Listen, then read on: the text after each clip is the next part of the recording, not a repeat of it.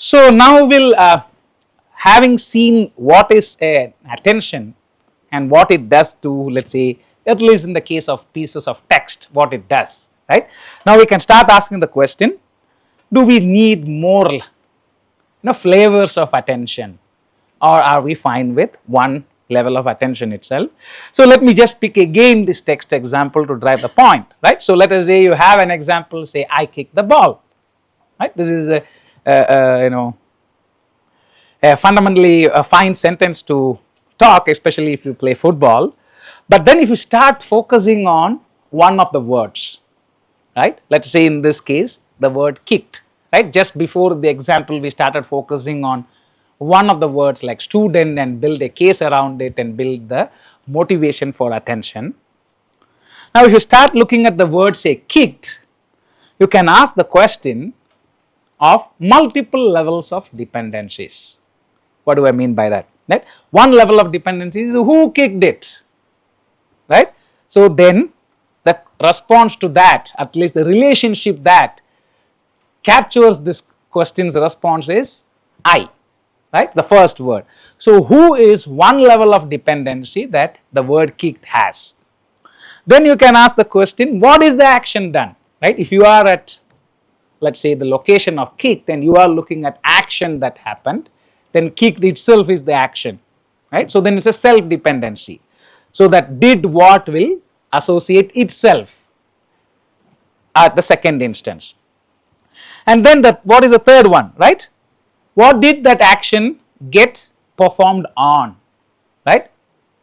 What did the kick act on, right? So who acted on it, what was the act, and which individual or to whom was the act performed, right? So that is the third level of dependency. Now you say that the ball was what got kicked, right? So who kicked, what was the action, and to whom was the action performed on has now three flavors of dependencies. So if you start looking at the word kicked primarily from an angle of who, then your attention mask, whatever we talked about, should rise or peak at I and should suppress everything else. Right? Now if you start looking at it from the lens of to whom was the action performed, then every other word in this sequence needs to be suppressed and only the ball or the time instance for the ball needs to be enhanced. Right? So if I want to have now, depending on each type of dependency, a different attention mask, right? First case, as we saw, right? If we perform a softmax, I want I to only stand up and the rest of the softmax outputs need to be low. In another case, I want the last one to be high and the rest of them need to be low. How do I enable this? The only way or the most plausible way to do this is to parallelize attention.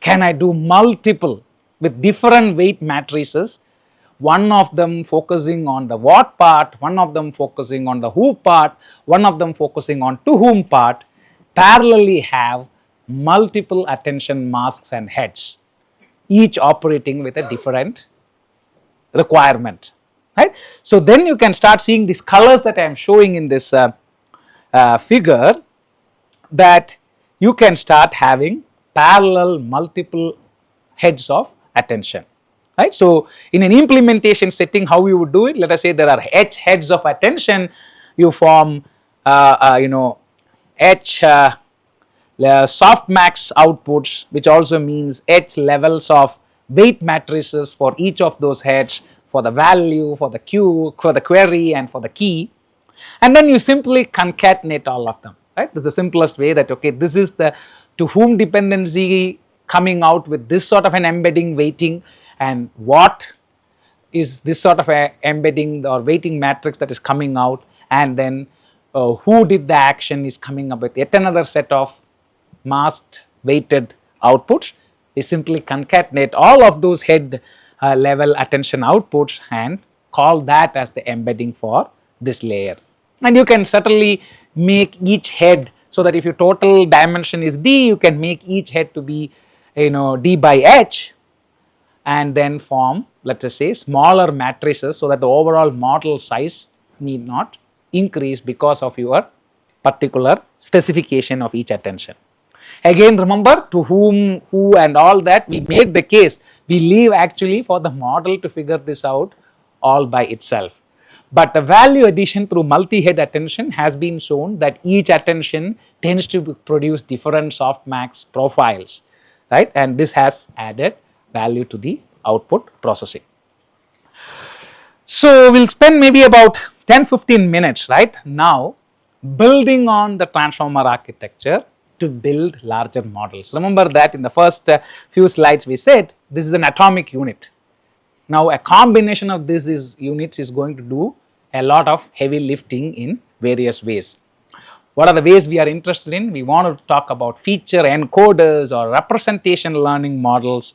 We want to talk about encoder models of this nature that are very broad foundation models which you can now start relying on to derive rich representations of data for subsequent downstream applications.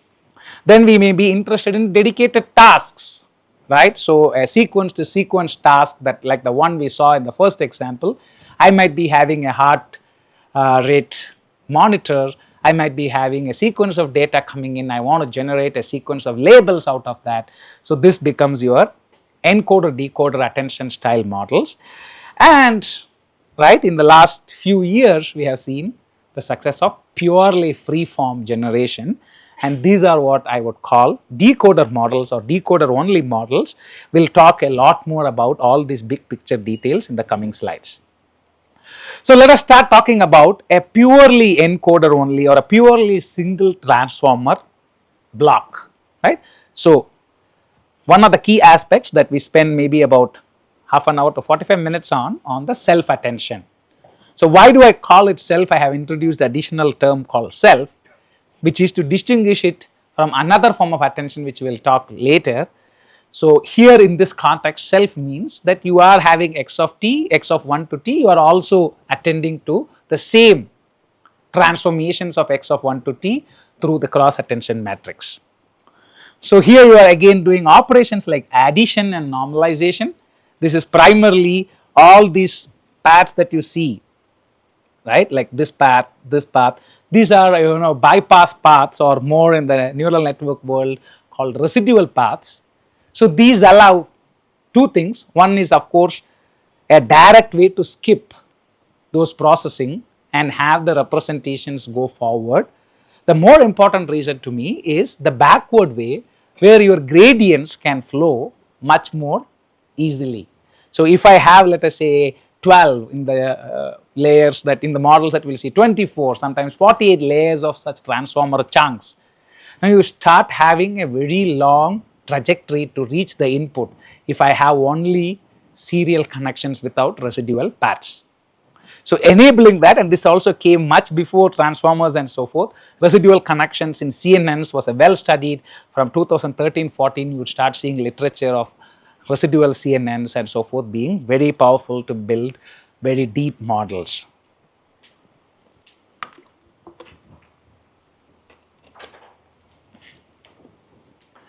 So then on top of this, right, the self attention and addition and normalization. The normalization is what is called a layer normalization. It ensures that all dimensions basically do not explode. Each dimension roughly is normalized with the mean and variance across the other feature dimensions.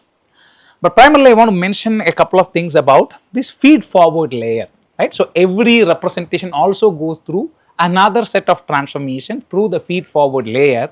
This is really mirroring the deep feed forward or residual feed forward architecture. While the math and the processing is very simple, the feed forward layers are significantly important for the transformer. A, because they are going to capture a large value of the parameter size that you have, and various innovations that you see in modern LLMs and so forth that use mixture of experts and all, they are all done at the feed forward layer, right? So the feed forward layers, while you think it's a simple enough operation to perform, excluding them has significant degradations, and innovations that you apply to them have substantial value. We may not have time to go into the all these innovations that are applied on the feed-forward architecture, but to say that these transformations that you apply within each transformer block of feed-forward and residual addition, they have implications on the performance and the compute that you do, right? So again, a very dense picture, apologies for that, but we will try to piece it out, so that what you see here is a slightly different architectural setting compared to what we discussed thus far, which is what I would call as, or what the literature calls as, encoder-decoder attention. So the left path is just the previous slide with one more layer of transformer processing. What we see on the right is what I want to focus. So what you do is, at the last processing step of the encoder side, we pick the key and value matrices, and then we start essentially using those key and value matrices in the decoder processing. Meaning, if I take the query from the decoder, I couple it with the key and the value representations coming from the encoder, and you can do the math of the dimensions and so forth. So the query dimension in terms of what it does with the internal representation that come from the encoder side, it has to essentially match the dimensions of the key and value matrices or the hidden representations. But with that constraint, you can start seeing that now the query, which is a set of row vectors from the decoder side, get influenced by what is getting encoded in the last layer of the key value matrices, right? So this query coupled with the key and value from the encoder is in the transformer terminology called the encoder-decoder attention. Again, a borrowed example I will show from a translate style task, right? This is again from an online resource of illustrated transformer. Let's see if we can play this. So the setting is that you have a French sentence, I am a student again, just wait to the end. And now you want to translate that to English, and then you have an encoder set of layers. So in this case, the reason I picked or chose that, even the tool online has chosen this example, is very easy to associate French as the encoder side and English as the decoder side. And your French data, which is I am a student, is coming into the encoder modules, and each word therefore gets represented in subsequent encoder layers, and at the output of it you have a set of query and key and value matrices, which is called as the K encoder and V encoder. Now what happens in the decoder, you can see the decoder as some sort of an English generation, right? It's fundamentally trying to generate English data, but you don't want to generate any English data. You want to generate English data that is grounded by the French input. So you use the query and the key and value from the encoder side along with your start of a sentence seed to the decoder, and then start generating English outputs through the decoder. Maybe this shows the decoder a lot more precisely. So you start with some previous output, the start of the sentence you have only the beginning part, and then you start generating the first word. Then the first word also becomes the query for the second word along with the key and value from the encoder side. The second word as the first and second word as the query coupled with the key and values from the encoder become the input to generate the third English word, and so on and so on, right? So now you can see that an encoder-decoder style model, the fundamental application therefore would be a sequence as an input and a sequence as an output, but they need not also be of the same length, right? I can say a 3-word French sentence, but when I translate it to English, now I am starting to have 4 words, right? So there need not be any association of the input length to the output length, right? Each of them act kind of independently. So you can map sequence of any length at the input to sequence of any length at the output, and that is what adds value to various new applications that you can think of, right? Think of applications like video captioning, right? Video would be sampled at time frames of the images, caption would be sampled at text, token or word style outputs, and they certainly need not match in length, and they do not have any dependency of having equal length, right? Now allowing this freedom through the model significantly propels sequence to sequence applications, right? So now you can ask the question, so we started with encoder only models or purely encoder blocks, then we had an encoder decoder blocks, then you can, and the people in the field also started asking the questions, can we just have only decoders, right? So then you can ask the question, what does it mean to even say only decoders, right? A decoder only model, in my view, is the same as an encoder only model, okay, except that you modify the loss, you modify what you want from that encoder only or a decoder only model, right? So the difference between an encoder only or decoder only model is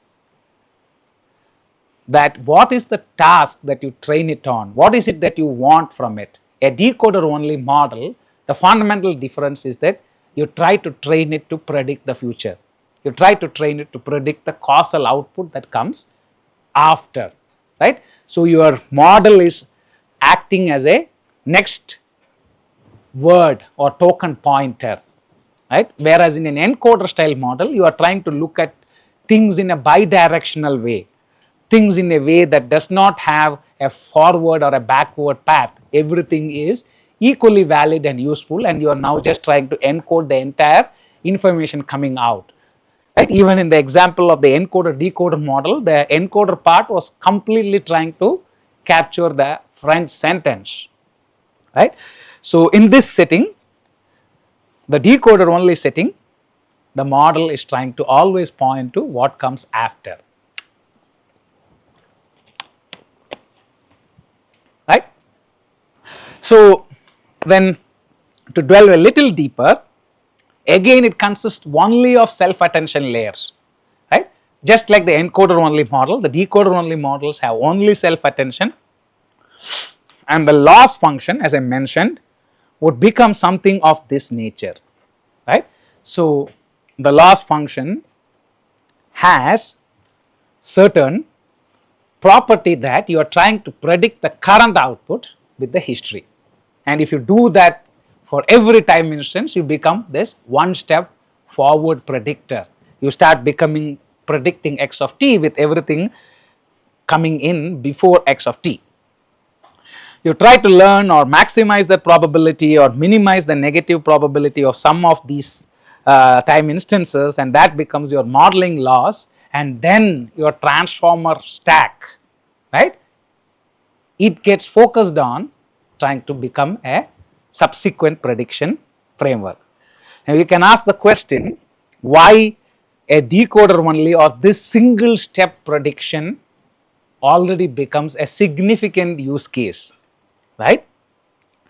Many things that we want, right, in real world can be brought to this pathway of next prediction, next step prediction, right? What do I mean? Suppose I ask a question, right? We have this slide content on, you are asking me a question, you are listening to this lecture and slide, and now you are asking me a question, then I can say that this entire, let us say, lecture plus the question becomes a starting point to start predicting the answer, right? So it's a structured form of next step prediction. A question answering means that you have given me a task, you have defined a set of instruction, how to answer it perhaps, and then it becomes a purely a next step prediction, a summarization task, a fact finding task, a creative generation task. So everything now, or many things that we want in free form generation, can be modeled as a next step, a slot filling, task where you define some part of the slot, in this case the question slot is defined, and now you leave the answer for the model to come out in a pure decoding fashion.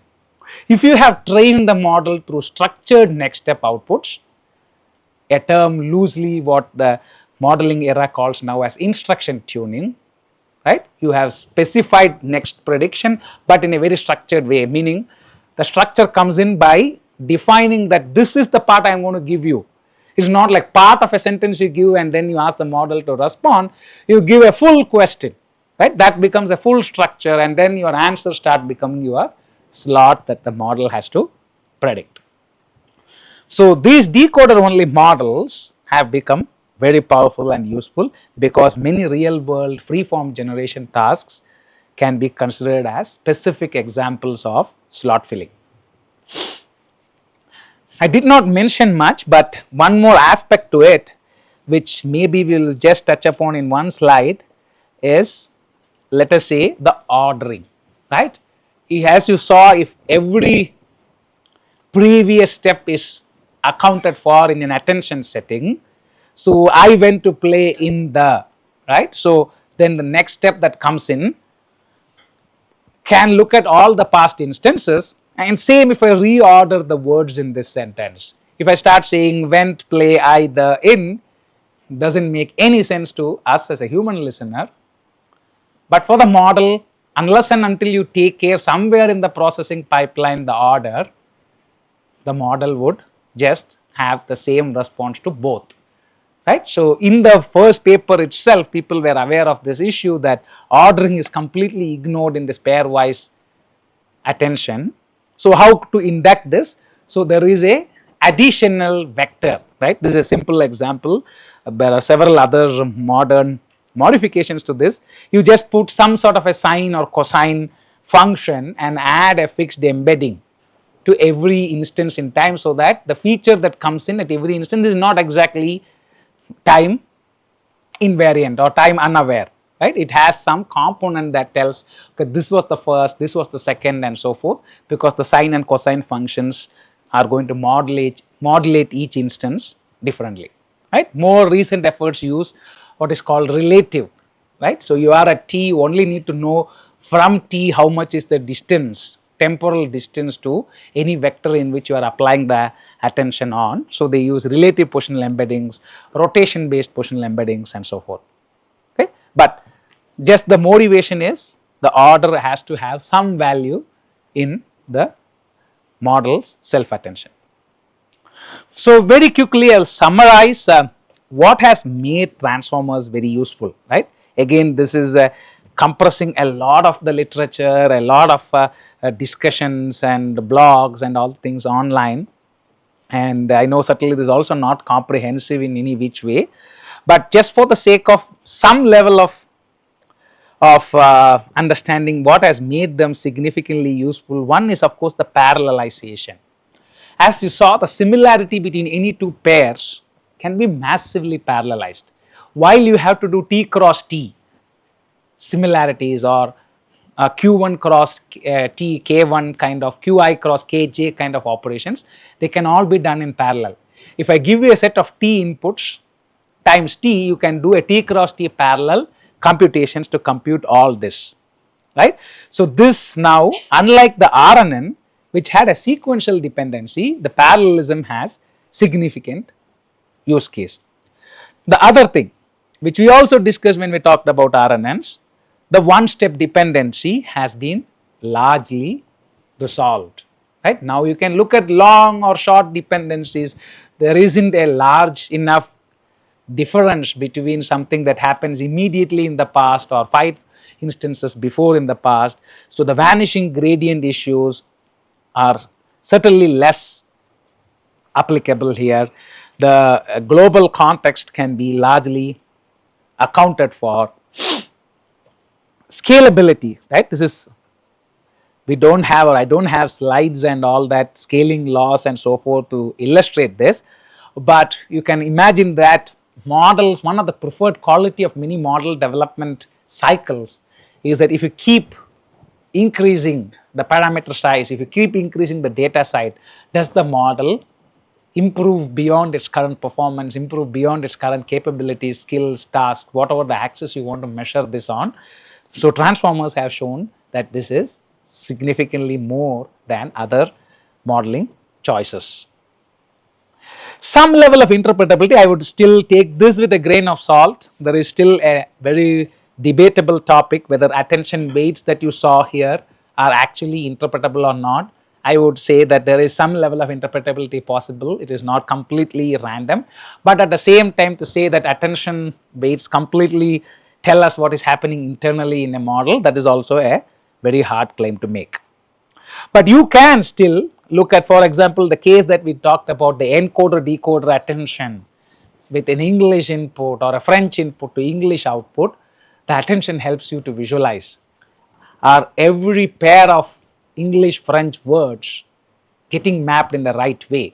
Meaning, let us say if étudiant is the French word for student, is the attention mask significantly pairing the student in the output with the étudiant at the input or some other word in the input? This can be obtained, and this can provide you good visualization whether while you are trained with sequence to sequence, it's also generalizing to subsequences, phrases, words in the pair of languages. Flexibility across modalities, right? This is again, we are going to talk a little bit about it. We started largely about text and text processing, but you will start seeing that increasingly this way of forming sequences out of other modalities makes the transformers also applicable to those modalities and has shown substantial value proposition. Think of your vision transformers and other things which are very powerful in the visual world. They all take the transformer base and convert images to sequences. Last but not least, this transfer learning, right? Like you may have certain tasks to train with, to start the model. This is the last part. I don't know whether it's visible or not. Maybe I'll try to reduce it a bit. I hope I did not cut the slide. Yeah. So the last part, which is on transfer learning, is primarily to say that you can have multiple different loss functions in the evolution of your model building strategy. You need not have to start with one task, one goal at hand. You can keep redefining your goals, your loss functions, your objectives, and the model is simply able to transfer its characteristics to suit the task, to suit the objective that you want from the model. This sort of plasticity, right, makes it significantly valuable.